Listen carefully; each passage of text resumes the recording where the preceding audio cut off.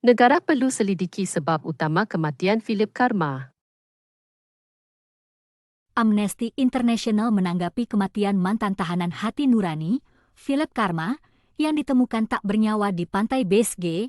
Direktur Eksekutif Amnesty International Indonesia Usman Hamid mengatakan, hari ini kami berkabung atas berpulangnya tokoh pembela HAM Papua yang selama ini dikenal gigih menyuarakan keadilan dan kedamaian di Papua. Kami menyampaikan duka cita yang mendalam kepada keluarga.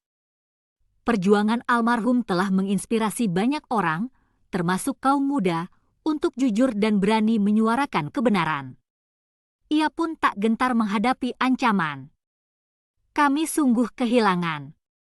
Atas ditemukannya jenazah almarhum di pantai BSG, Jayapura, hari ini kami mendesak jajaran lembaga penegak hukum dan hak asasi manusia untuk menyelidiki sebab musabab kematian almarhum. Penyelidikan ini penting untuk menjawab ada tidaknya indikasi tindak pidana atau pelanggaran HAM di balik kematian almarhum, karena banyak aktivis yang vokal di Papua menjadi sasaran kekerasan.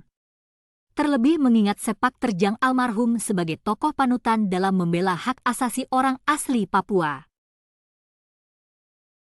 Pada hari Selasa, 1 November 2022, Philip Karma ditemukan tak bernyawa di pantai BSG, Jayapura. Jenazahnya ditemukan dengan pakaian selam yang terkoyak terutama di beberapa bagian seperti paha dan kaki. Jenazahnya kemudian dibawa ke RS Bayangkara, Jayapura. Menurut informasi kredibel yang diterima Amnesty, menyelam adalah aktivitas rutin Philip selama beberapa waktu belakangan. Namun demikian, mengingat kondisi jenazah Philip yang cukup mengenaskan, Amnesty menilai perlu ada penyelidikan untuk mengetahui sebab musabab persis dari kematiannya.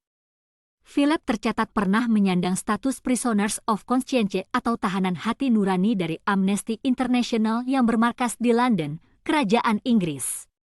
Status itu disandangnya usai dirinya ditahan dan divonis 15 tahun penjara karena berpartisipasi dalam kegiatan damai berupa upacara pengibaran bendera bintang kejora pada tanggal 1 Desember 2004. Pada November 2015, ia menghirup udara bebas setelah menghabiskan lebih dari 1 dekade di balik jeruji karena ekspresi damai politiknya. Selama di penjara, Philip pernah mengalami penyiksaan dan perlakuan tidak manusiawi lainnya yang merendahkan martabat, termasuk tidak diberi akses medis yang layak. Sebagian besar masa hidupnya, Philip menjadi seorang pegawai negeri sipil, mengikuti jejak ayahnya yang merupakan mantan Bupati Wamena, Andreas Karma. Philip aktif mengekspresikan pandangan politiknya secara damai.